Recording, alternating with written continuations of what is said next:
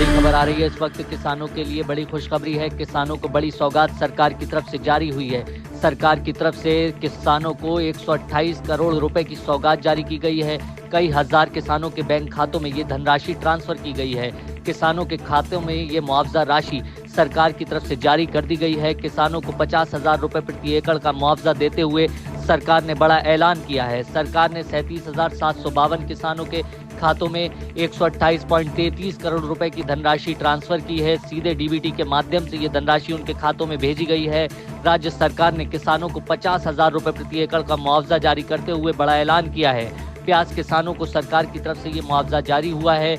मुख्यमंत्री चंद्रबाबू नायडू ने पहले ही अपने मुआवजे को लेकर ऐलान कर दिया था। उन्होंने कहा था राज्य के हर किसान को जिसकी फसल का नुकसान हुआ है उसको मुआवजा राशि दी जाएगी। इसी पर कार्रवाई करते हुए राज्य सरकार की तरफ से किसानों की गहन जांच की गई, जिसके बाद जो पात्र किसान है उनके खातों में ये धनराशि जारी की गई है। प्याज किसानों को चंद्रबाबू सरकार की तरफ से बड़ी सौगात मिली है। इस वक्त बड़ी खबर आ रही है, चंद्रबाबू नायडू सरकार की तरफ से बड़ी राहत की खबर है। 37,752 किसानों के खातों में 128.33 करोड़ रुपए की धनराशि ट्रांसफर की गई है।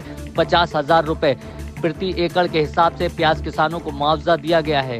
भारी बारिश के बाद फसल खराब होने के बाद किसानों के सर्वे कराए गए थे, जिसको लेकर राज्य के सीएम ने सीधे तौर पर कहा था कि सर्वे पात्र किसानों के हिसाब से किए जाएं और जो पात्र किसान हैं उनको धनराशि जारी की जाए, तत्काल उनकी मदद की जाए। इसी को देखते हुए कृषि मंत्री ने ये धनराशि जारी की है। आपको बता दें 128 करोड़ रुपए की धनराशि जो है किसानों के खाते में भेजी गई है।